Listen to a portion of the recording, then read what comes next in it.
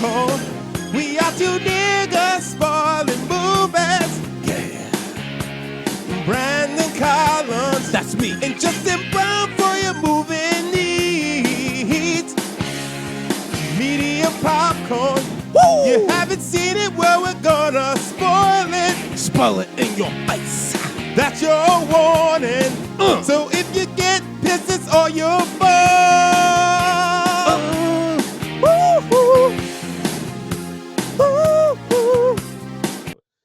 Hey, everybody, this is your host, Brandon Collins. Guys, and it's Justin Brown. And we are Medium Popcorn Niggas Spoiling Movies.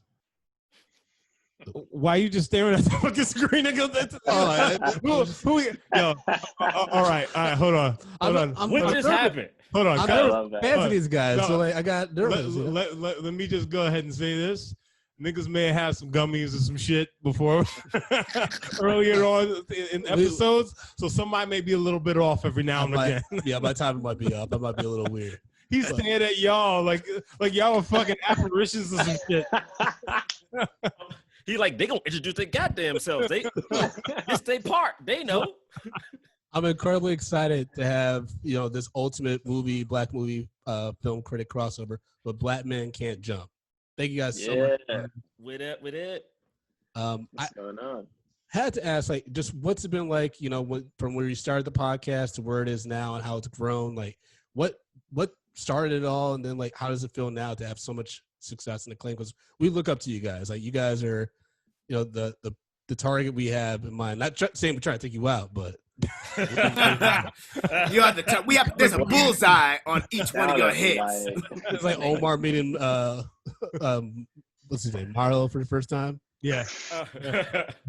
Y'all niggas coming soon. I don't know. It started because of John and James, man. I'm just here. You know what I'm saying? James likes bad movies. Wow. John capitalized on it. That's the nutshell. On James liking bad movies. No, it's dope. I think, when we started, we definitely didn't think anybody was going to listen to this podcast, but it's been cool. Getting shout outs here and there in articles and amassing a following, and we learned so much ourselves. I feel like doing this podcast, kind of examining movies. So I don't know, it's been dope. So how do you guys all know each other? I know Jonathan. I know you from UCB.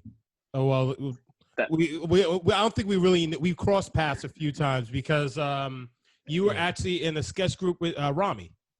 That's right. Yeah. And actually, we did backyard brawl or something like that. My sketch group was heading off against yours. Y'all had a fucking thing where you were spraying axe on the fucking stage. I'm like, these motherfuckers, we have to go on after them. The whole fucking place smells like axe body spray right now. Hey man, back in the day, that used to be some fresh shit. So you complain about. They emptied out 4 cans of axe body spray.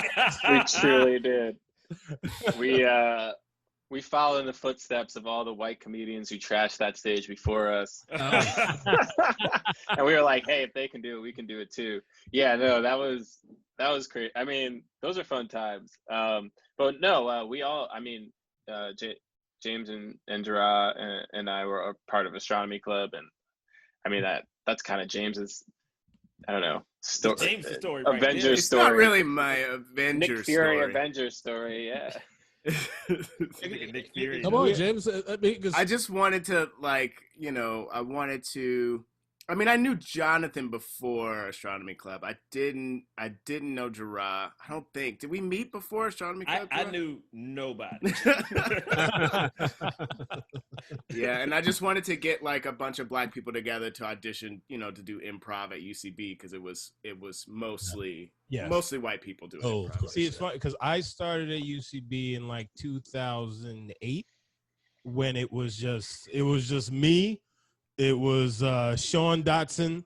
It was Phil Augusta. And then it was, fucking all the asbestos. That's the only other black thing that was. That's it. But by the time you guys started to break into the game, I was just I'm kind of tired of these motherfuckers already. Yeah. I started to dip out at that. Well, we point. started doing our sketch comedy group after that. Oh yeah. So, and then we couldn't get it. It's hard. I was pretty much out of it too by the time James was like, "Oh, we should do an all-black improv team." That was really the only reason I auditioned for UCB, like Harold or Lloyd, whatever. Like I wouldn't have done it if it wasn't. So y'all for knew each other, Bray? So you and y'all had known each other? Mm-hmm. I think I knew like 5. I knew almost everybody. I may not know Caroline before. My whole thing was I thought it was Nobody's Token because there was, you know. Oh, I remember that. Yeah. And that improv I had them on the show. Yeah, that's how I met Raymond. Right, so. Ray and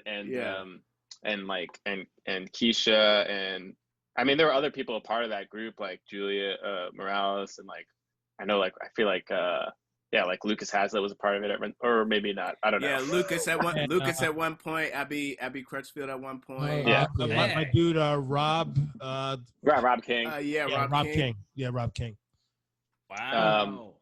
So it was like, so you know that at one point I was like on Nobody's Token for like a couple, like it was truly like a couple months before Astronomy Club formed, and it was like I thought Astronomy Club was just an extension of Nobody's Token until like one day they were like, so like yeah, we should start doing these heralds because like, you know, when we audition, and I was like, audition?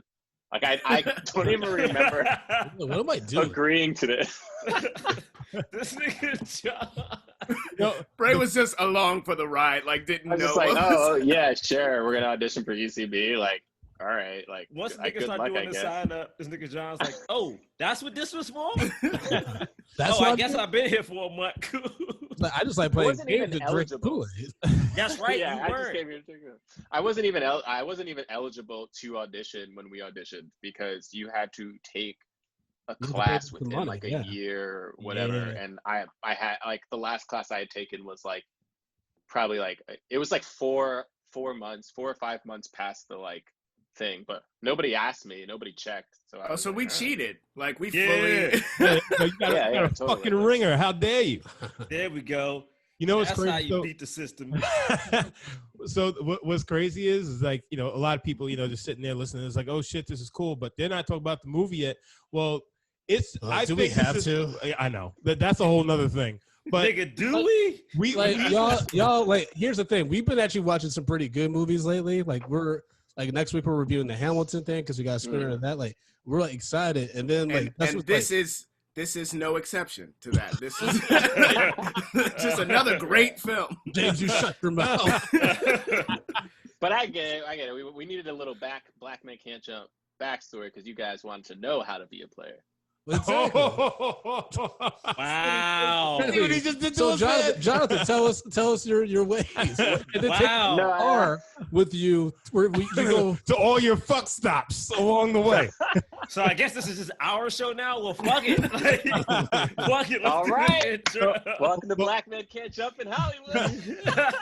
What I want to say is though is like, yo, we just ran down pretty much all the black people who've been at UCB in like a good 10 fucking 15 years. Yeah, we did.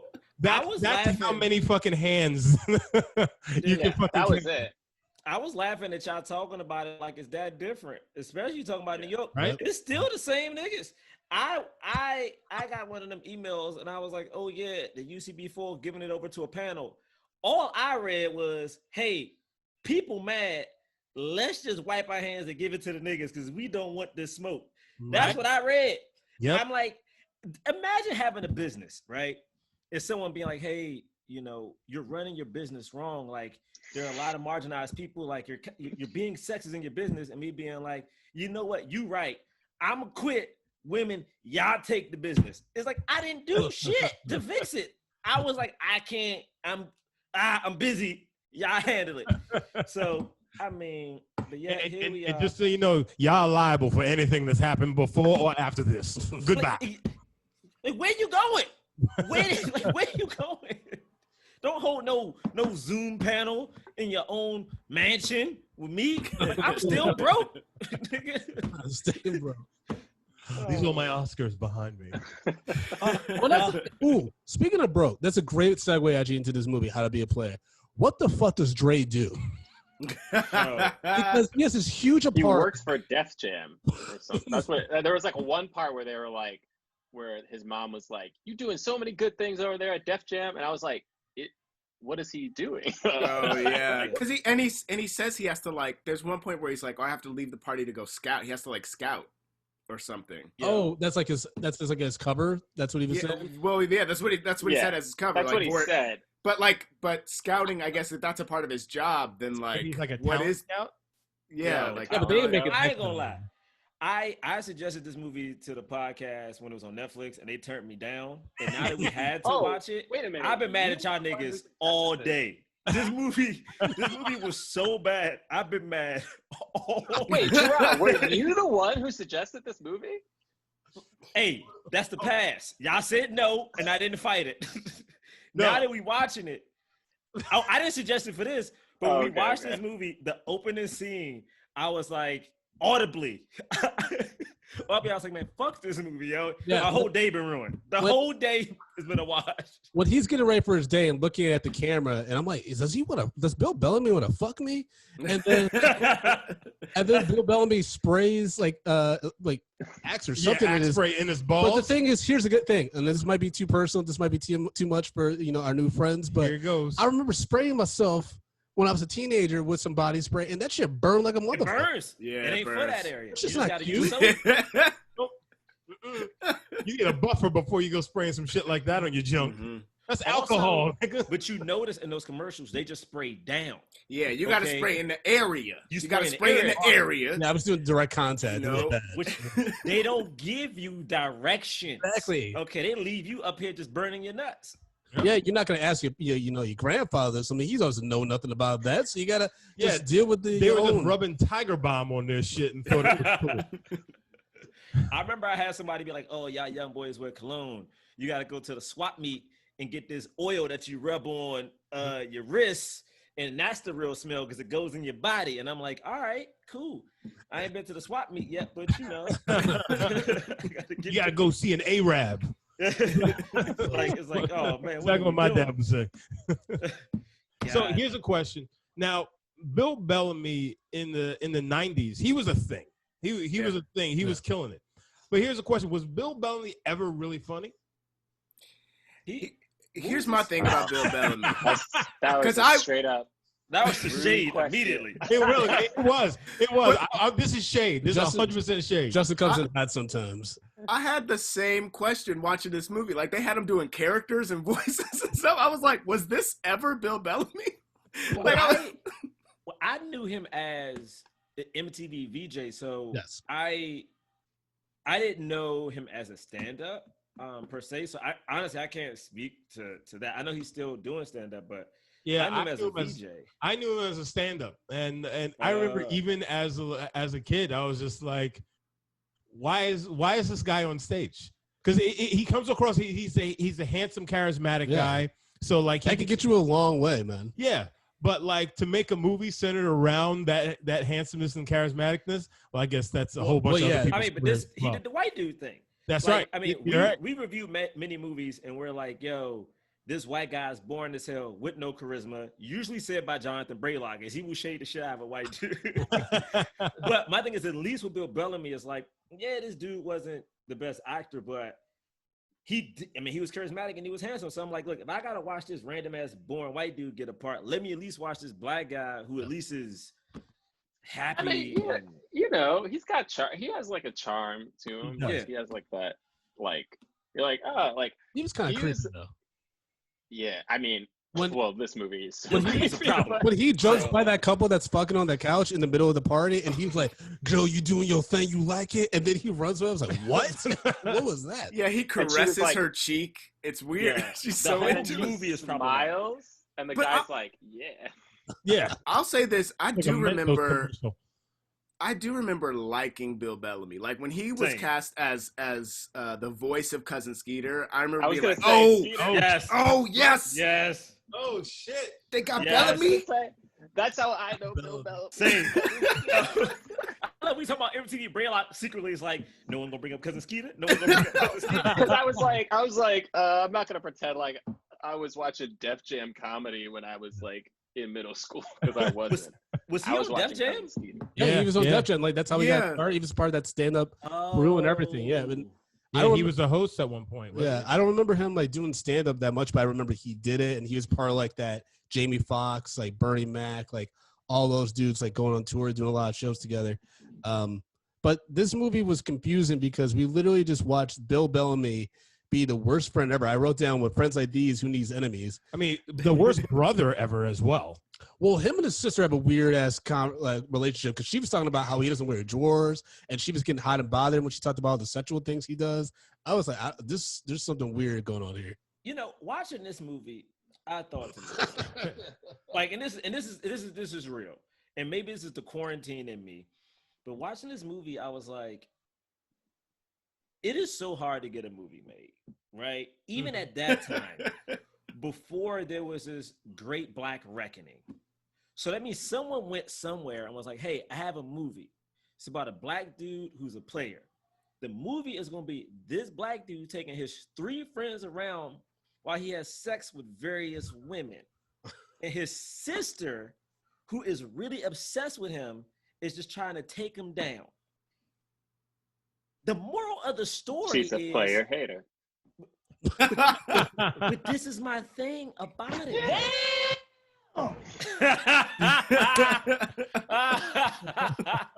I just don't get, you know what it is? I think this is the hater in me. Maybe I'll have a little bit of player hate in me. Okay. I was like, who the fuck greenlit this movie? How did it get made? And why? Who was the audience? Was it like, oh, all the Black dudes out there who's cheating on their wives? Because we all know Black men don't cheat. So exactly. who was this for? I don't know a Black man that cheats. You know what I mean? But let me offer this. Wait, let me offer this. No, hey, John, I said what I said, John. I said what I said. I'm not taking it back. Oh, okay. Let me offer you this. My though. grandfather. No, John. He didn't. Yeah, he probably didn't cheat. He probably was just. You know what? I don't know him. But maybe he was just learning and getting to know more people in like the biblical sense of getting to know people. Listen, I appreciate the movement, the Black men don't cheat movement, but we gotta be straightforward and just say it's not entirely true. Like it's not. we gotta let people know. What? But James, what you about to say though? Don't do nothing. Yeah, let me offer you this though. You know. Bill Belamy in this movie is the Black Zach Morris. Yeah. He's the Black Zach Morris. The turtles in this movie, and I forgot how delicious she was. Zach Morris? Her name is Lisa. Her name is Lisa. Also. It was weird, yeah. He's talking to camera, okay? He has these moments outside of reality where he's kind of telling you what's up. He's the cute one. He's kind of like the playboy a little bit. Now, he more deliberately cheats, like, of course, Zach ultimately falls in love with homegirl. I don't remember. Kelly Kapowski, bro. Kelly Kapowski. Come on, man. Don't do that to Kelly Kapowski. But he has that same energy, but like with but with that player, like just with a player spin on. But Zach had like some empathy. Like I wrote down that this movie should have been called How to Be a Sociopath because Dre is crazy. Dre is getting voice messages where women are telling him, I love you. And he's also calling them back and saying, I love you too. No. And that's some psychopath stuff. He's going to get killed by one of these girls. No, I have to correct you there. His messages were actually recordings of him having sex with these women and them moaning into his answering machine. So is he calling himself while he's having sex? He's hitting the record button. He asks them, why do you love me? And then he hits the record button and they're like, oh, you're this and you're that. And then he wow. Yeah, and he listens to it later. He's literally a fucking sociopath. He's a broken man. Yeah, he's a narcissistic megalomaniac. Wow. Sociopath. But sorry, John. The thing I was just gonna say, the reality is though, I think there was an audience for this movie when it came out, and there's like this movie is like very much exists within the patriarchy of men just being like, yeah, man, like I just want to have sex with as many women as I can, and for some reason it was like, but the only way women will let me have sex with them is if I lie to them and tell them that they're the only person in my life and I love them. And that's the only way to do it. You have to be a player. Like, instead of just being like, oh, you could also just be like, we now have new words for that stuff, right? It's like, somebody's like, no, I'm just like polyamorous or whatever the flip. Like, I have sex with multiple people at the same time. Are you cool with that? No. Okay, then I'm just going to go ahead and find somebody that is. Yeah. You know? But he was like cheating on he had a girlfriend. Yes. And then he had a bunch of other women that he was also just He had a girlfriend that's probably paying his rent because, again, we don't know what Bray did. Well, no, he had a girlfriend who would come to his house before he goes to work, clean, make him breakfast, and then leave to go to work. See, here's the thing. I didn't know that was morning. I thought that was like 4 in the afternoon. So when she's making pancakes, I'm like, what the fuck is going on right now? Like, why does he have a breakfast? Also, what day is this? Like, is this the weekend? Like, they just having a cookout on Wednesday? Like, is it a holiday? She going to work. Because she's going to work. But no one else is at work. She works in retail. She works in retail. That's the thing. So she doesn't even have the budget to be doing this shit. He works in retail? This is my thing. Okay. Look, man.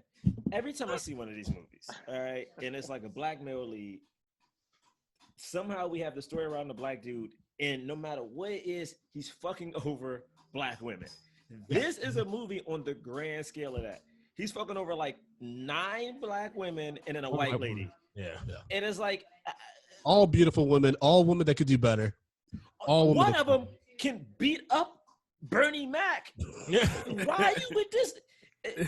The thing about this movie, it made me so mad because there are some movies where like, oh, this movie was in the 80s. Okay, whatever. This movie was 1997. This was bullshit in 1997. I remember watching this as a kid and being like, I don't know what exactly is happening, but I know this is some bullshit. You know what I mean? I felt the same way. But then again, you have to look at the misogyny that's in this movie because they are treating women just like horrendously. At every They're single treating woman. Each other horrendously. Well, but yes, but like the message that they're sending along about black women in this movie is just so fucking astronomically wrong. Well, it's just crazy. Well, once the Mac pops up and starts talking about his philosophy on women, that's when all right. That dude. I was like, you really put the Mac in this jump? Yeah. But in the 90s, people were like, oh, that's the shit right there. That's the shit. And it's like, this did not age well. Like, no. That's when like people have Magic Don Juan in movies. I was like, I want you to see this dude in the green suit. Well, I need to see this pimp in a green suit. This is my thing. It is hard because I understand that like no one is above anybody else. Like, I'm not on this plateau. But also, you're really gonna put a movie out where you're shit. The whole time you shouldn't know black women. The entire movie. And at the end of it, I guess the lesson is that he might have got caught and we don't even see the repercussions of him. That wasn't even a lesson. She killed him. That's just the way it ends. Yeah. But she murdered him at the end. Like, that's just an epilogue of like it turning into Law and Order SVU. Yeah. Like, rightfully so. This movie, I mean, I don't know. I get like, how much are we going to break down how bad this movie is? Go deep. It's like it's more than just you made the protagonist somebody who is like just a deeply awful human being. It's also the way that they portray the women. Like, it's not even just the way that the characters treat the women. It's the way that the women respond in these moments. Like, you have his sister's friend Katrina, who's like, but like there is something about him. Mm-hmm. And it's like, what? Like, if that existed in real life, then that woman also like has probably like deep traumatic childhood trauma. You know what I mean? For her to think that like, for her to be like, oh, like, so that's not real. It's like, it's not real that this sister's friend would like still like him and still want to like have, even if it was to get revenge. It's like, what? Like, she like gets with him at the end? Like, no, of course not. Especially if she found that whole like freaking closet of Adidas boxes full of panties. Well, no, they didn't realize that all they did was find his two-way pager they were going with through, all the numbers. They were going which the password was pussy. Yeah, that was. I can't. First of all, the password was a word. It was like an actual word. Like there was no special characters. No numbers. No, man, it's 97, dude. It's 1997. Dude, we ain't have that. We ain't have no. My special theory characters. is this: I'm not a conspiracy theorist, but I believe this movie was made to take down the black community. Okay, hear me out. Hear me out. Hear me out. Dolomite. That's right. Hear me out. Think about it. This movie was made to take down the black community. Okay, we're gonna have a black man who cheats on numerous smart black women. Every one of these black women had some kind of job that was like insanely like important and worthy. This dude, we don't even know what he did. All right, we don't know what his friends did. We see the light-skinned dude. He's dressed like a cowboy when we first meet this nigga. Like literally. Yeah, well, whipped cream. That was weird. Don't make sense. So you didn't make this movie for black dudes. You damn sure ain't make it for black women. They definitely made it for black dudes. Yeah, it There's was no made. way. The target was black dudes. But they were trying to be like, yeah. The movie was like they were like trying to say like, oh, like what's like how do we do a rap song like as a movie? Like how is it like what's he's like or it's like even like an R&B like a really scandalous R&B song, but like as a movie, you know what I'm saying? Like it's any like R. Kelly song from that year. A Maya song, nigga. What's going on? Yeah. Can't say no. You know, can't say yes. It's hard talking about this in hindsight. Like, oh man, they should do this and that. But this is one of those movies for real, for real. In 1996, when they shot this, it was still problematic in 1996. Yeah. Like, but then again, also this comes from Bill Bellamy's kind of stand up. So this is kind of in a way his brainchild, because like a lot of his act was just like, fellas, if you're with a lady, that's what a player does. So like that was kind of his thing. Mm-hmm. So then they leaned heavy into that and this is what came out of it. It's like, why would Russell Simmons help produce this thing? Well, Russell Simmons has his own.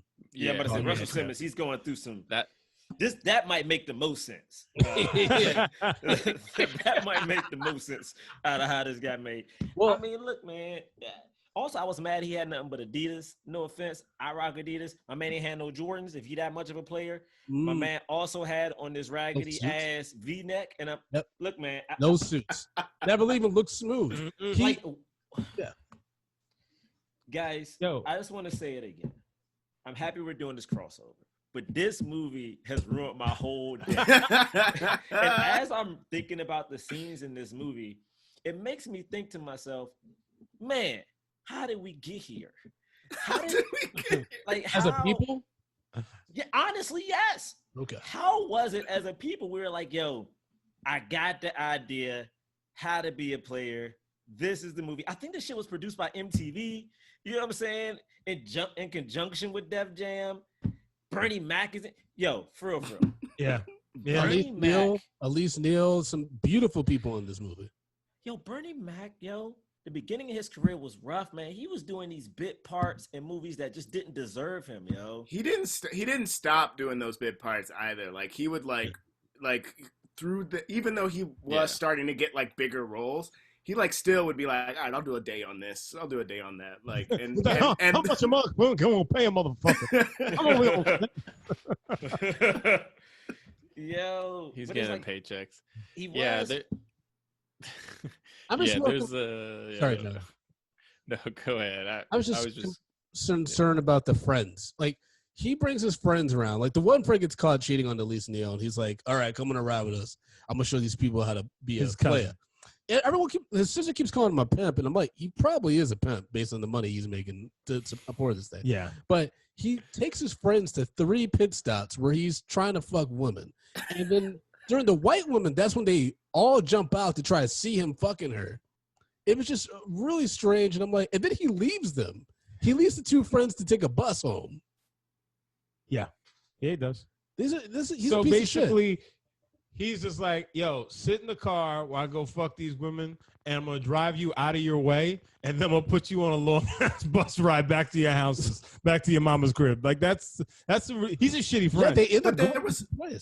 But there was also something baked into that too, though, of like he was teaching them like how to be a player, but by what? By I'm just gonna go in here and be in here for 30 minutes or whatever, and that's it. And then he comes out in the fuck with a pipe. Is like, so what I did was.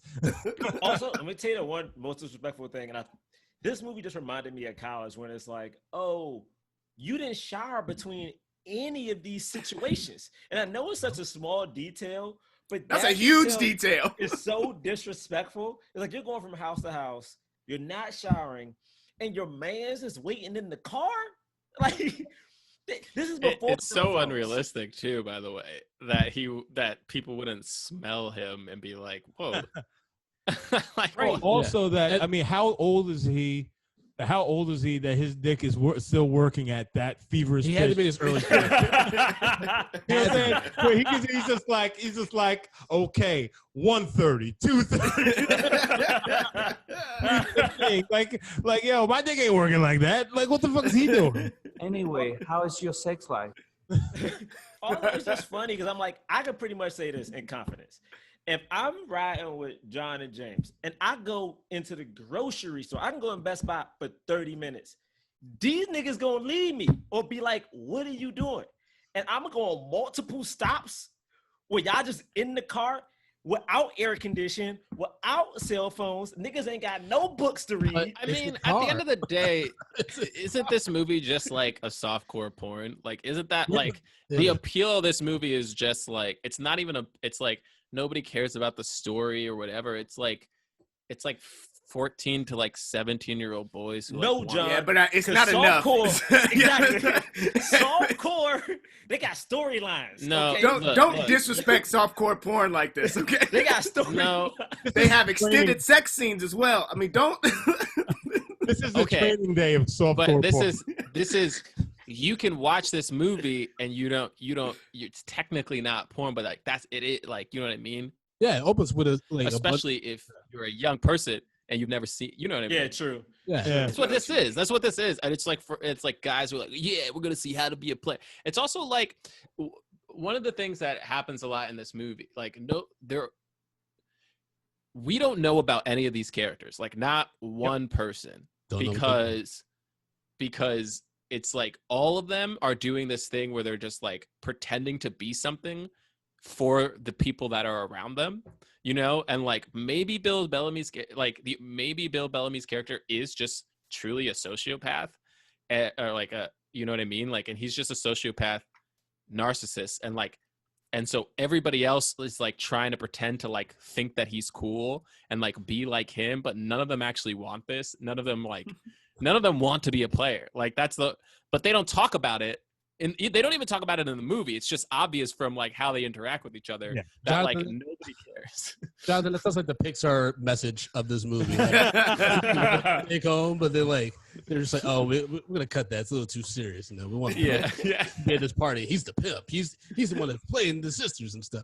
By the way, did the sisters not remind anyone else of the sister and her friend Katrina? Not remind anyone else of the girl from Bebe's kid, the ex, and the other girl that were trying to sabotage him the whole time? Yes. The whole movie, they keep popping in just to antagonize, and I'm like, some of these characters don't need to be here. Like, if this is the story you're telling, like, this doesn't not need to happen. Why would his sister be so obsessed with him like that? Like, well, because he called her out on the ex, right?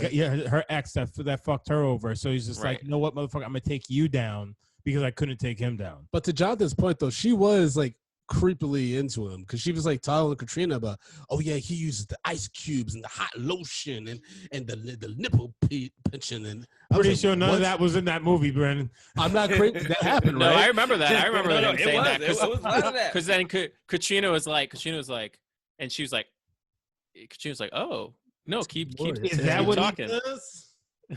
And you're like, oh, what? What? Why are you turned on by that? That's gross.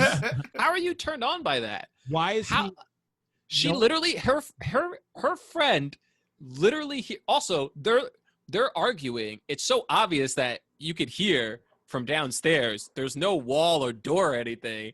And he's at the top of his lungs like, I'm going to make your friend a statistic, you know. Why? And then she sleeps with him at the end. I mean, he calls Just to be like, I got you. And it's like, you didn't get him. But to get him, no, she slept with him to get him, you know? That was a crazy ending. Yeah, I she, think she wrote on his refrigerator.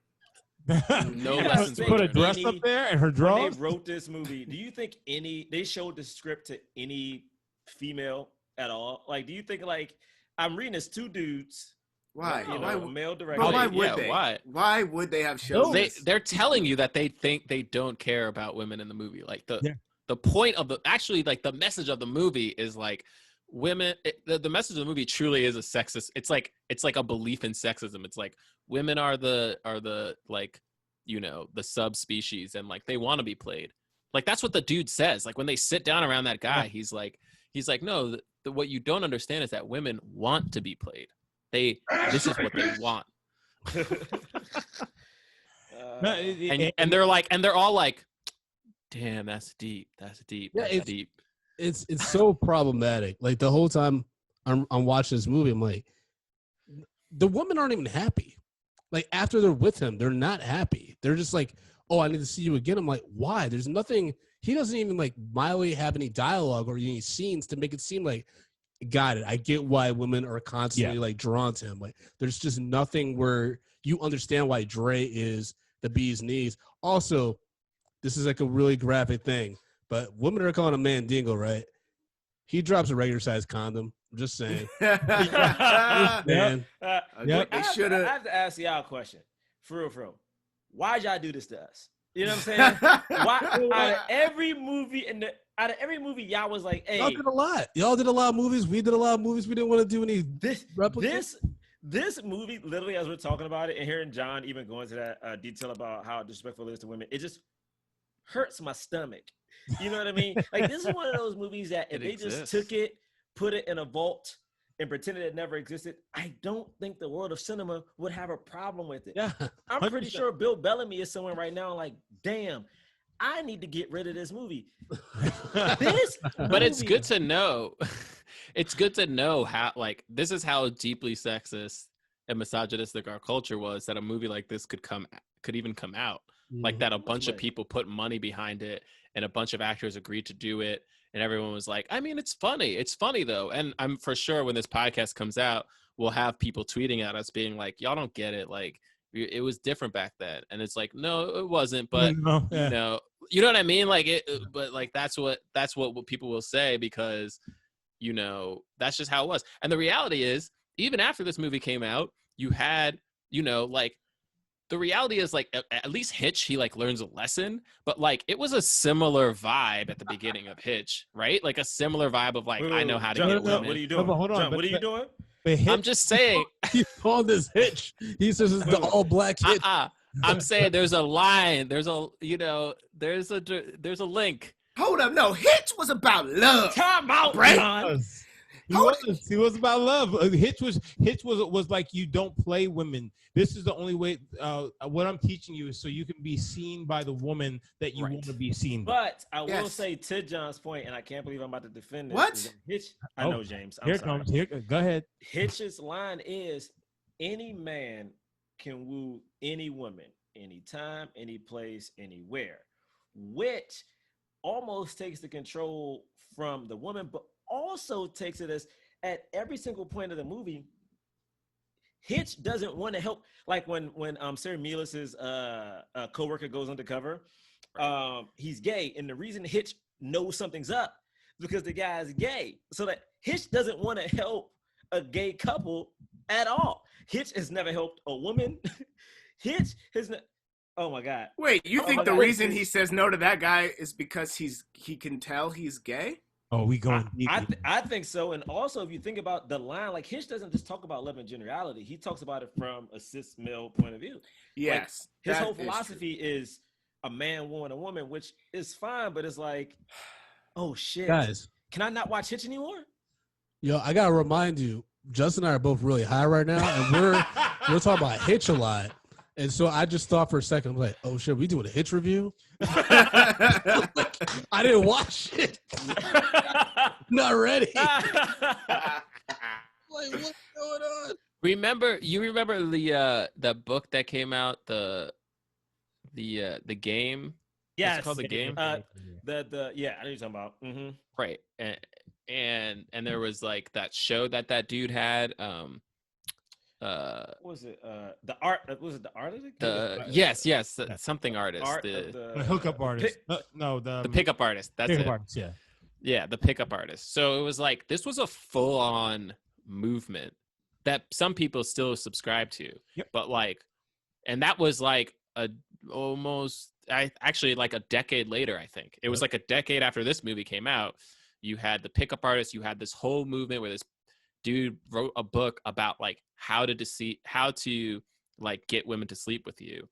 And the thing that's crazy about it was like, yeah, there are things that you can do. It was like somebody like figured out, or like men, I mean, I guess this is what players are, right? It's like, oh, I'm going to figure out the ways in which women respond and like connect. And I will say whatever I can to get that connection so that they will sleep with me. And then when that happens, I don't care about them anymore. Yeah. And so I'll just do all of that stuff, you know, but not say that actually the only reason I'm doing this, I will say whatever I can to sleep with you. Because if I say that, then maybe they won't sleep with me, and I want to sleep with as many women as I possibly can. So like, you know, and that's still happening. Like, people still do that. It's, I don't know.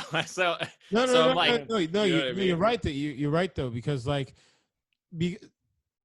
not only does this movie put, you know, all of the black actresses, black women as a whole in a negative light, but, you know, within the business, within society, black men have also been have been given negative attributes that this is what we are. And this plays right into that narrative. It plays completely into that narrative. Right. And it's just like he literally does nothing else with his life but try to sleep with as many women as he possibly can. And then he manipulates women, like the nerdy girl at the party. He manipulates her so he can attract all the other women that he does want to court.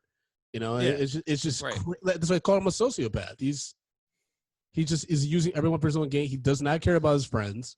Very obvious, because even the friend that he knows like should be with at least Neil, he keeps teasing him throughout the movie because he's calling her to apologize. He's like, "Why you keep calling her, man? You're not being the player." It's like, you literally just told me that she's a good girl, but now you're telling me like, what am I doing? I'm being foolish. There's literally a part where he's like, "Oh, you see this dude? He's got a beeper. You never have a beeper. Don't let women have access to you. But your women, they all need to have beepers." And the guy's like, "So you can have access to them?" And he was like, "Exactly." And you're just like, "What?" But it's said with no. It's like if you come at this from a sociopathic point of view, if you think about it, like truly, if you come at it from a sociopath point of view, you're like, "Oh, this movie actually does do a good job of explaining like how to gaslight women, how to manipulate them, like." How to deceive them into thinking that you're a safe person, even though you're not, so that you can sleep with them. Like that's literally not only the premise of this movie, like that is what this movie is entirely about. Yeah. And that's what he does. And he faces almost no consequences for it. And at the end, the consequence he faces is just a button of a joke. It's like, it's literally Shaggy. By the way, that song, It Wasn't Me, also came out after this movie came out, and it was super popular, and we all sang it in the club. So, well, at the teen clubs, if you're my teen clubs, that's what we were doing at the phone parties. But Justin, going to that point, why did you pick this movie for us to do for this crossover episode? Lord, you know what? I was looking at what you guys have done. And I was looking at like all of like, and he's like, "Let me bring you down a bit." I was like, "I'm gonna bring these niggas right into the cesspool with me." I was looking at what you guys have done, and I was looking at our catalog, and it's like I want to do a movie that is based around blackness, right? I hadn't seen this movie in a very long time. But it actually came up on a list, and I was just like, oh shit, I remember this movie, Bill Belamy, How to Be a Player. This should be humorous. And I was just like, and again, as you were saying earlier, immediately when it started, I was just like, oh no. And I was having a good day. I sat on. So we should just done Good Burger again. No. I have I have a 18-month old son, right? Oh, man. Guys, like I said, I'm a little high. So I put him down for a nap, and then I sat down to watch this movie. And by the time he woke up, I was just pissed off. I was just pissed off at the world. And like my wife took me, she's just like, "What's your problem?" It's like, you didn't have to watch this fucking movie that I just elected us all to watch. I was mad at myself. I'm sorry, guys. I'm sorry. I mean, it happens, man. You know what? Because I suggested this movie to the podcast, and then I was shot down. And like literally before the sister even showed up, the anger level I had, the moment Bill Belamy spoke to camera the first time, it was just a feeling of disgust and anger. I was like, man. This movie, I think, hurts black men and black women, like legitimately. I mean, he doesn't like his apartment looks like a fucking pigsty. So he knows it's a duplex. Yeah, he like his place looks like a pigsty. He basically has a woman come over and cook and clean for him. After he just fucked another woman in that same bed upstairs, and he just woke up and he hasn't. Well, he did clean himself at the beginning of this movie. We at least have that. But like, it's like he's the worst kind of human being. He's the worst kind of black man. Also, yeah. I was talking about the depictions of the women. Like his girlfriend, Lisa Turtle, immediately comes over, and the first thing she starts doing is like check it, like make like, okay, he's sleeping with somebody. Let me look in his wallet, and I'm gonna play his answering machine, and I'm just like, okay, so not only is this a movie setting up that like he's like cheating and doing this, it's also setting up this like idea that like women are always trying to catch men. Like you gotta like they're trying to catch, like it's a game, and this is the whole thing. It's like, oh, don't hate the player at the game, like as if everyone's participating in this game of like, yeah, men are gonna try to cheat, and then women are gonna try to catch out, and if the women can't catch them, like, hey, like you lost the game. Like it's a fun thing, instead of like the women just be like, a more realistic thing is just her coming home and her being like, hey, what's up? I miss you, blah, blah, blah. Oh, like, well, this place is kind of messy. Like, here, but boop, boop, all right, I'm going to work. I'll see you then. Like, why is she, if she's so like, oh, there's something wrong, then like, why is she even with him? You know what I mean? Like, if she doesn't trust him that much, like, why are you even with this guy? It doesn't make any sense. Yeah. And then also, my thing is, if your sister hates on you that much, you about to just let her all willy-nilly up in the house. I know, right? Obviously, she's going to catch you. No, but it's because he knew, he had his shit in order. He knew she couldn't. Yeah. She wasn't going to figure that out. He really is like a serial killer. Like a serial killer like sends clues to the police because they like want to try. It's like they're like, oh, I'm going to kill people and you're going to try to catch me and you're not going to be able to. Yeah, like they're just like, oh no, he's fucking. He's a freaking psycho. Yeah, he is a Donald Trump level like psychopath. It's crazy, and this movie is like, but it's funny though, right? And you're like, how? Why is this? One joke. There's one joke that I laughed at, which is the white girl. He's hooking up with the white girl, and the dude's like, "Oh, she persuasion."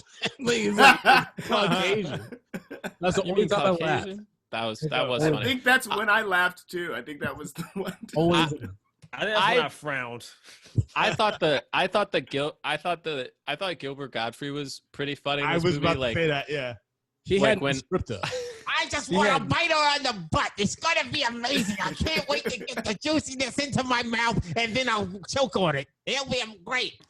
And like him, like doing the very stereotypical like '90s like, what does this black slang mean? For some reason, the way he did it was like he was like, hella ass. What is that? Like some just like some pure idiot. And they're like, it means a lot of, and he was like, oh yeah, okay, yeah. And you're like, oh, who is this weirdo? And then when he was like, when he was jiggling that dude's stomach, and he was like, "Oh, this is turning me on." He throws away the magazine.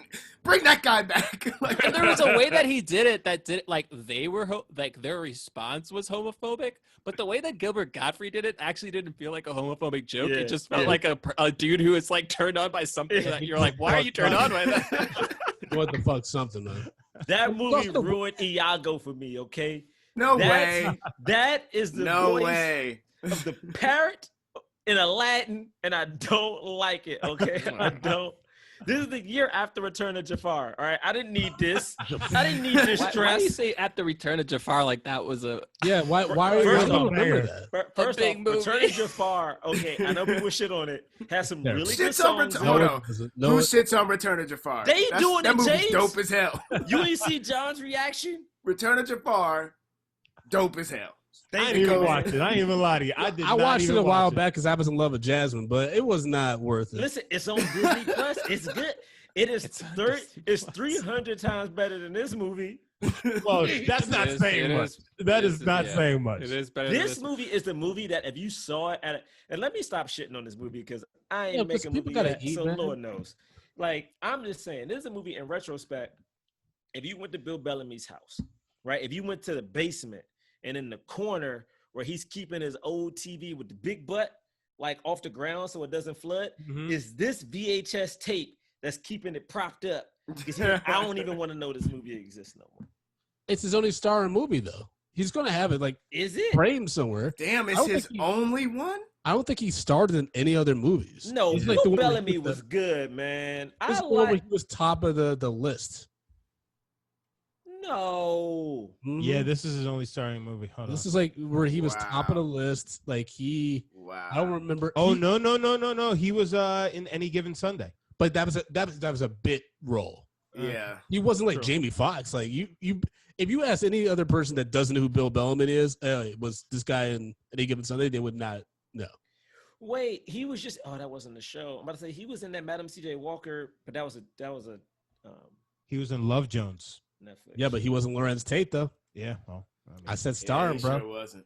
Oh wait! He's the co-lead of Kindergarten. Just so I want people to know, this isn't shading Bill Belamy. I actually liked Bill Belamy, so I'm just trying to really find. I can't. It's hard to believe like he didn't do that much. Look, Kindergarten Cop 2. Bam, faces on the poster. Kindergarten Cop 2. I think James is saying it for all of us right now. I didn't even know that was a movie. Came out in. Kindergarten Cop 2? They came out in 2016. Wow, yeah, it came out. I'm looking at the trailer right now. Oh, okay, guys. Well, first of all, the top billing is Dolph Lundgren. Okay, all right, first guys, of all, come on. Let's stop this. Let's stop this before it gets out of hand. We're talking about a not real movie right now. He is third billed. He's third billed in this. No, Bill Belamy was in the movie with Vivica A. Fox, Carmen Electra, and Stacey Dash. The film was about three beautiful women who decide on a bet to select and seduce a total stranger. And he's the guy? Yes. Good, but see, okay. All right. What was this movie called? Yeah, what's it called? It's called Getting Played. Why I've haven't I ever heard seen this. Huh. I'm just very excited. I do not remember this film. All right, well, everyone needs to eat. Everyone needs to make money, y'all. Everyone. I'm gonna put Bill Bellamy in something. He's funny, dude. This just wasn't. I mean, he did it like, it was this weird thing. It was like that very like such a freaking man's like POV of like all I have to do is like whisper in a woman's ear and she'll like it, and like this isn't the type of movie that like you see when you're younger and it like completely distorts your view of like how things will go down. Like you think this is how you talk to women, and then you find out real quick. No, yeah. And like I feel like Bill Belamy in this movie he just personifies Ray J. You know what I'm saying? He thinks he's really sexy. You know what I'm saying? And he just comes off as a really cocky. Like I want to hit him. I want to hit him throughout this entire movie. Like I was waiting for somebody to punch him. When Bernie Mac punched him in the stomach twice, I'm just like, yes, this is one of my favorite parts of this film. Right. I feel like Bill Belamy might be able to beat you up though. I don't think so. Hey man, where is he from? But Bellamy might be with the shit. He's from Newark. He's from Newark. He might fuck you up. Oh, I ain't fucking with Bill Belamy. He from Newark. We out here just because he got a curl, thinking he out here. Think about it. That nigga grew up in Newark with that same curl. He been through some shit. You know what I'm saying? He fought for the right to keep that curl and tell these jokes. I ain't fucking with Bill Belamy, y'all. Yeah. Yo, also that scene is one of the funniest scenes in any movie that is not supposed to be funny. Yeah. No, that scene is real. What you saying? Funny? No, tears, bro. Oh, man. Tears. Yeah, this. They were in two different. Really, movies, nothing else to say. Oh, I guess the only other thing about this movie was like it did.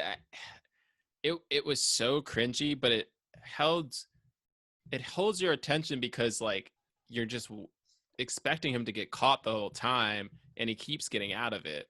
So it's like this, like it's like, is he finally gonna get caught? Is he finally gonna get caught? And like the movie, and like having him, and which is why like the end is like this, button of like you're like, wow, he really is gonna get caught this whole movie, and then it's like, we got you, he got caught. You know what I mean? Like that's the joke of this movie, is like this dude is supposed to obviously get caught, and he somehow keeps getting out of it. Yeah. Like he's like Dennis the Menace or something. Oh my God, that's the perfect. Yes. I take it back. He wasn't Zach Morris. He was Dennis the Menace. Yes. And burning back was Mr. Wilson. Yeah. We try to beat him up. Justin, break down our rating system, man. So we rate bags of popcorn. So we rate them small, medium, large, and XL for the exceptional. If a movie does not deserve any popcorn, we like to throw it into the dog shit pile, where you can pile piles and piles of dog shit on top of it. So we just finished watching How to Be a Player, starring Bill Belamy. Bernie Mac was in there, and what's Elise Neal.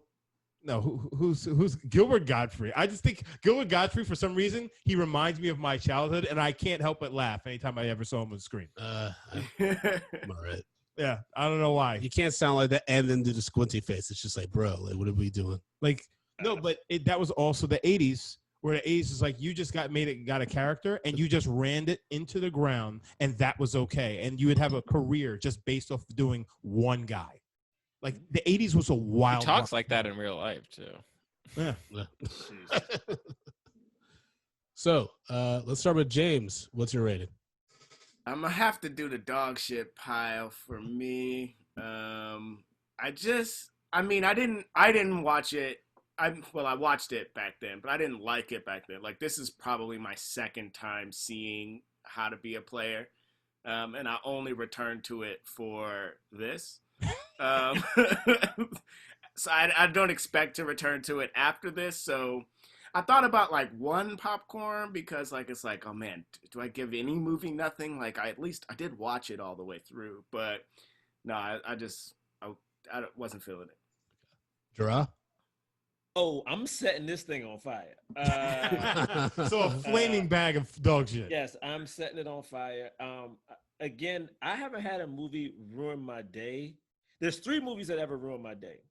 Green Book, which should be set on fire, and the movie Rosewood. Not because Rosewood is a bad movie, but because the story of it is so sad.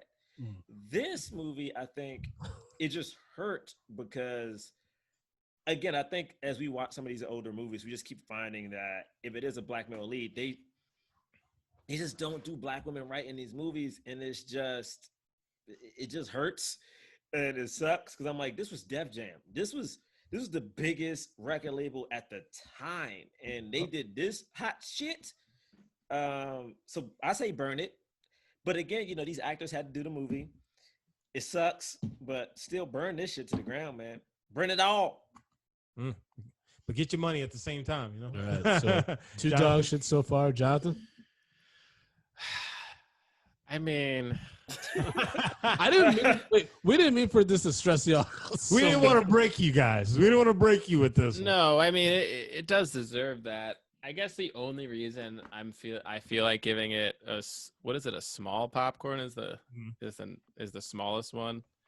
Small popcorn just feels like too much though. That's like, a big. Could you do like Could you do the tray? You know how when they give you the tray and they put a little bit of popcorn in the little tray, like for the it's more like complimentary. You know what it is? It's like it's like somebody, they're like, I'm done with my popcorn. You want it? And they hand you their bag, and it's mostly just kernels at the bottom. And you're like, I'm so hungry. And you're like trying to get the little, like a couple of the like little tiny kernels. Yeah, and you're like licking the salt. You're like licking the salt off the paper bat. Like that's you what bite like movie. a fully And you're like, unpopped one. Yeah. That breaks the teeth versus the, you know. So now you regret even eating the popcorn because now you got exactly. That's what this movie. Shit. That's what this movie is. Because it's like, I think it's like you gotta. You need to know how bad things were, and then, you know, like I did think, I don't know why, but I did think that the Gilbert Gottfried scene was funny, and white dude. And you know, if you're like a middle schooler, and you know your option, I mean, this isn't real anymore because the internet. But, you know, back in 97, when people didn't have the internet and their options to porn were limited, they would just fast forward this movie to all the sex scenes. You are disrespecting porn so much. This John, how am I disrespecting? I literally said you don't have access to porn. It just feels disrespectful. So you watch a movie like this. You watch a movie like this, and you fast forward to the sex scenes. No, man, you watch American Pie. Mm-hmm. No. First of all, American Pie is just as awful. Yeah. No, it is. But I'm saying, sure. but I'm saying that's the movie I watched. This movie, I'm like, yeah, but at least in this one you get to see black titties. Exactly, you get black women, and there are a lot more. And there are a lot more black women. Exactly. It's not just one. It's like there's like it's every female character that's not the mom. Yeah. Is it weird? I feel like it was almost disrespectful because it was a bunch of I felt like it just objectified them in a way where I was like, I'm happy they're beautiful, but I'm like, I'm not cool because this whole thing feels derogatory towards black women, and I just it wasn't like a super sexy sex scene. It wasn't like, oh, I'm a woo this woman and like. I mean, not if you actually watch the movie. That's what I'm saying. You fast forward you skip to the scenes. You cut out the context, you know, and you make up a story in your mind. You know what I mean? Yeah. You make up a story in your mind about what you're watching. You make up what the beginning was and what the end will be, and you're like, oh, like, you know. So he's like the last man on earth, and he's trying to repopulate it with a black woman because he's trying to further and make sure the black race doesn't become extinct. Yeah. So he's really just trying to do what he can do for black people everywhere. So why is he acting like a paraplegic with that nurse chick role play and stuff? I mean, listen, that role play, and I was like, but it almost made sense because I was like, yeah, I guess this is the type of woman who would be into him, is like a woman who is like also severely psychotic. Like her what got her off was like, oh, you treating a patient, and like she was getting him a off. A patient who's like sick and can't get up. I'm terminal. It's like, oh yeah, this is. I'm like, that's what turns you on. But there were a lot of freaks, right? There was the woman who was like, and then she wanted to, you know, and I was like, there was a part of me that I was actually like, this movie could have it could have actually been a sex positive film. Like it could have been. There were certain moments where I was like, oh, if the context of this wasn't he's running around cheating, like it could have been like, yo, like look at this like freaky sex community. Justin, what about like you? there's probably a world in which he was like, hey, what do you think about like a bunch of us getting together? And then I would think like half the women would probably be like, yeah, I'm down. Yeah, of course. Yeah. It's just like I was just waiting for you to ask. I love that fucking scene. Yeah, because it's everything pointed to. It was like, oh, he's gonna have like an orgy with all of these women, right? Because that's the only place it can had go. a very "she hate me" vibe. Yeah. Oh yeah. Very, very much. Now that's a movie. Like, I mean, that was like, I feel like that's the next generation version of like How to Be a Player. Yeah, you're right. But, Justin, break down your ratings, baby. Yeah. So this is getting dog shit. This is getting dog shit. This is nothing but dog shit. You picked it. Yeah, I know I did. And I was mistaken. I was very much mistaken. I realize now the error of my ways, and I'm sorry, brothers. This is not how we want to introduce you to the audience. But like, the way this was played, just like the overall themes. I mean, one of the lines was, "Oh, look at this guy over here. You mean Arsenio Hallway?" I'm like, really? That's the best. That's the best you got. Man. That was a terrible diss. That was garbage. I feel like that's something I would have wrote. No, AJ said a bunch of different ones. Like he said a bunch of different ones on set, and they went with Arsenio Hallway. Like it was like, yeah, we gotta get a dig on Arsenio Hall in here. But and to the point of like, this is this is how they saw black men at this time. Independence Day came out the year before this. Damn. So we had like that first blockbuster summer hit with fucking Will Smith. So it showed that we can be a draw to the box office. And then they decided, we're going to follow up that with this track. Well, I don't think the studios were coordinating and be like, yo, what you got around the corner? We got How to Be a Player after Independence Day. Also, that made no sense. No, it really does, though. We could this could have been better. I know what you're saying, but the studio coordination thing was weird. You bringing that up, too, by the way, just reminded me that the light-skinned dude kept saying, like, I know light-skinned brothers aren't in right now, but they're going to make a comeback. And I was like, it's so weird that he's saying that because I know in the context of this film, like Will Smith is becoming like the most popular like black actor on the planet. I was like, he's right. Light Skin Brothers were about to make a huge I was one of them. Not only that, but he was supposed to be their friend, but they kept shitting on him for being light skinned. Like every time they talked to him. Yeah. I mean, he looked like light skin, make a comeback. When were they ever in? I was like, what is happening? And he said 86 to 89. I was like, who? That light-skinned dude was crazy. Like he looked wild, and then just there's no reason why at least Neil took him back. Anyways, I also give it a pile of dog shit. This is terrible. I hate I was just watching it on this TV. And I'm like, this is a nightmare. Like I'm so sorry, guys. We'll try to get you on for something that's more entertaining, so that we can actually talk about the movie and versus just be like, why? Why? Just asking that a lot. I mean, sometimes, there's just a sadness that comes in life you need to be reminded of. And it was just what this is, It's the what not to do when making a movie. That's all that is. True. So, guys, how can everyone follow you? Let's start with Jonathan. On that note, sometimes just a little Sometimes there's a sadness. Follow me at... I'm sorry, this movie just took away my whole joy. Oh, my God. Yeah, you can follow me at John Braylock on Twitter and Instagram. I'm tweeting more. I've been tweeting a lot more than I ever have in my life, and it's probably not a good thing. And at some point, I'm going to stop, but right now, I'm doing it. I got tweet threads going. Bray be tweeting essays, just full on. Yeah, that's it. There you go. I've learned. Yo, I figured out how to do it. I cracked the Twitter code. I was like, okay, I know how to put my brand into Twitter now. Got these threads going. All right.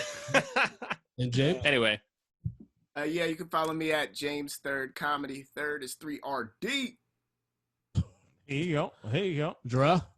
Man, look, I'm going to be real. Like, I got Twitter and Instagram, but I don't want nobody following me, man. I got to get off of this shit. Like, legit. I was on Twitter today and I was about to do some posts, and it's just like the world is so reckless. I know I'm not equipped to have people follow and retweet because I'm gonna be tweeting shit I can't take back, and I probably don't want to take back. So when I get famous, like, Jerah, did you say this? And people are like, yeah, say no. I'm like, nigga, I kind of still agree. Don't follow me. No, I'm good. Save yourself.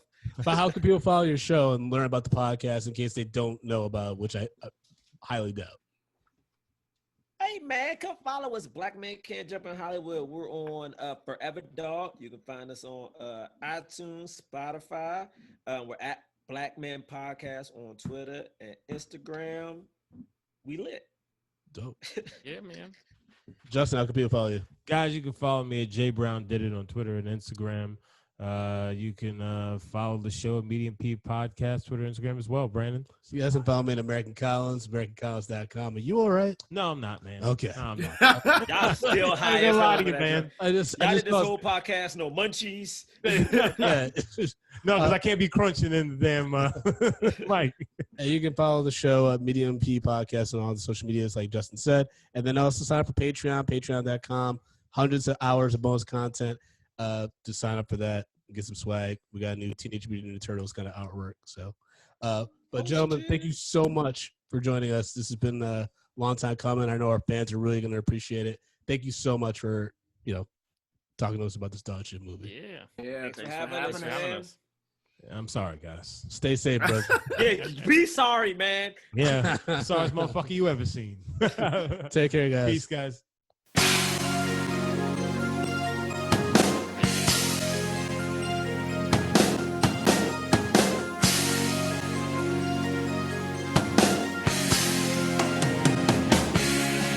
Medium popcorn. We are two niggas spoiling movies. Yeah. Brandon Collins, that's me. And Justin Brown for your movie needs. Medium popcorn. Woo! You haven't seen it, well, we're gonna spoil it. Spoil it in your face. That's your warning. So